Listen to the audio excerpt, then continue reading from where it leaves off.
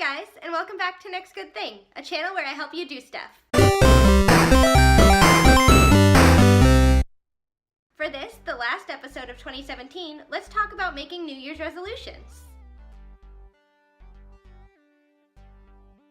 Making resolutions that stick can be difficult and stressful for people. That's because it can feel like you're putting a lot of pressure on yourself, and it can even feel like you're setting yourself up for failure. But it doesn't have to be that way. So, without further ado, here are some tips on making some resolutions that motivate you and make you feel good instead of making resolutions that stress you out and make you afraid of failing. Let's move on to step 1.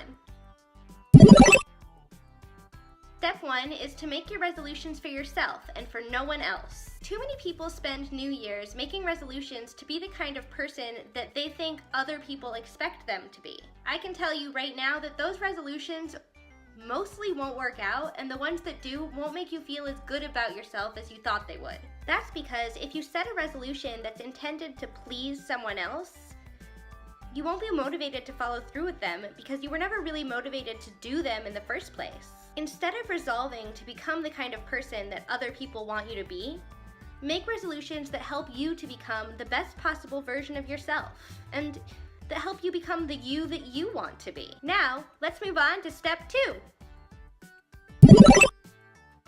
So for this step, try to limit your resolutions to 3 resolutions or less. It can be tempting to give yourself a laundry list of resolutions of things you want to accomplish and things you want to do. But if you give yourself too much to do, you'll spend so much more of your time stressing out about the things you haven't done yet, instead of celebrating the progress you've made on the things that you did do.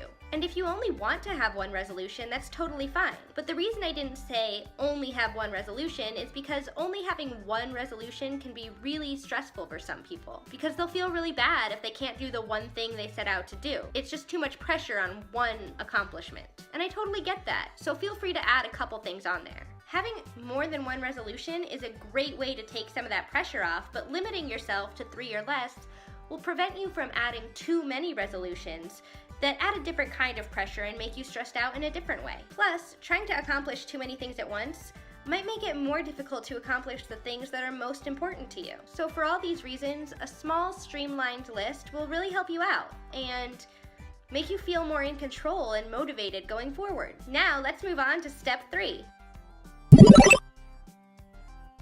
Step 3 is to use your resolutions to build on the things that you like about yourself instead of using your resolutions to change yourself completely. For example, instead of having a resolution like lose 25 pounds, instead have a resolution like pay more attention to what I eat or go to the gym more. That way, your resolution is focused on monitoring your progress instead of just racing towards some end result. I mean, you're making a resolution for the whole year. Not every day of that year has to be perfect, and not every day of that year has to be spent serving that goal. It's just something that you promise to work towards throughout the year to help make you the best version of yourself that you want to be. Plus, when you're just increasing or modifying a behavior that you already know, there's a comfort to knowing that you can do it. Now it's just about upping your game. Now, let's move on to the bonus round.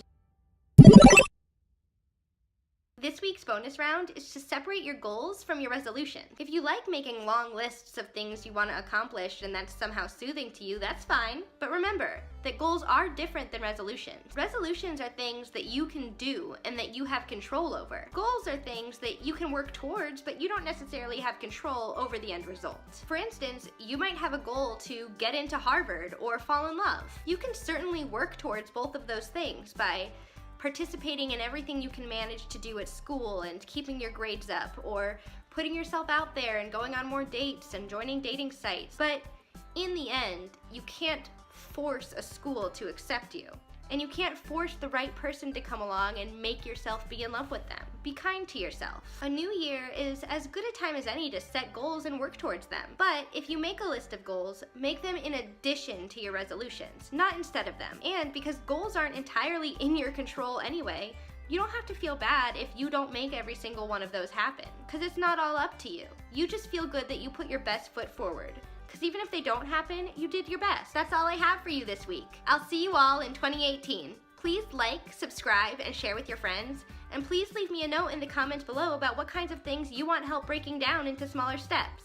And As always, please remember, I believe in you.